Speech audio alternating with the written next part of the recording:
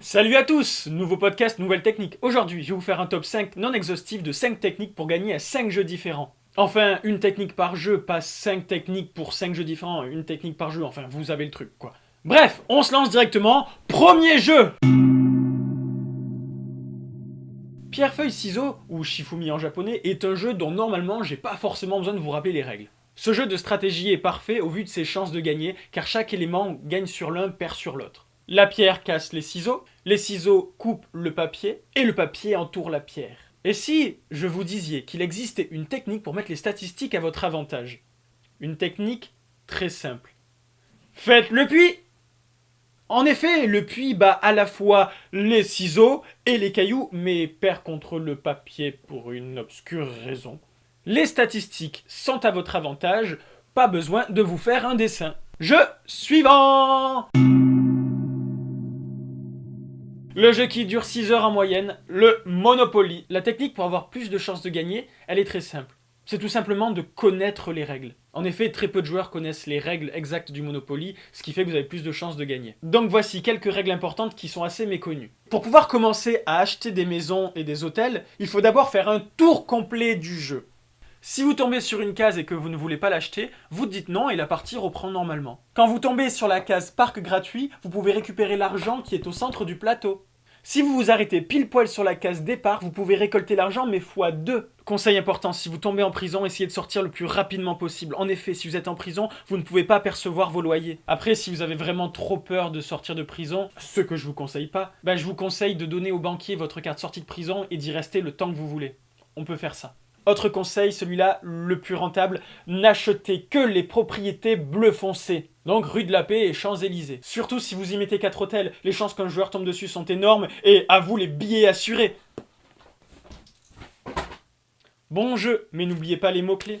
Amusement et victoire. Troisième jeu.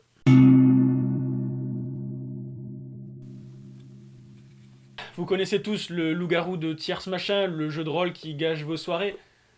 Vous voulez en finir au plus vite avec la partie? Eh bien, j'ai la technique pour gagner rapidement si vous avez un rôle de merde comme simple villageois, Cupidon, le chasseur. Pour faire simple, vous connaissez tous le rôle de la petite fille, non? Eh bien, je vous explique, c'est le rôle où tu peux délibérément tricher, ouvrir les yeux la nuit et regarder qui sont les loups-garous. Eh bien, faites la même chose. Devenez une petite fille. Ouvrez les yeux, regardez bien, et surtout, gagnez. À la revoyure. Quatrième jeu. Pour battre n'importe qui en jeu d'alcool, c'est très simple. Manger. Non, sérieusement, manger. La nourriture permet d'éponger l'alcool et du coup de pouvoir mieux boire. Et du coup, comme c'est épongé, eh bien vous ressentez moins l'effet de l'alcool.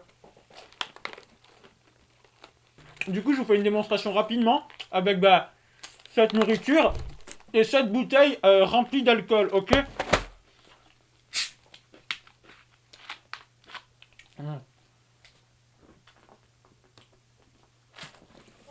Vous voyez, j'ai l'air très sobre. C'est car je le suis. Et pour finir, le cinquième jeu. Un jeu qu'on a au moins tous fait une fois au collège. Le jeu de la biscotte. Ici, pas besoin de rappeler les règles, c'est le jeu qui transforme vos soirées banales en soirées extraordinaires. Eh bien, sachez qu'il existe une technique discrète pour gagner. Prenez un écouteur comme ceci.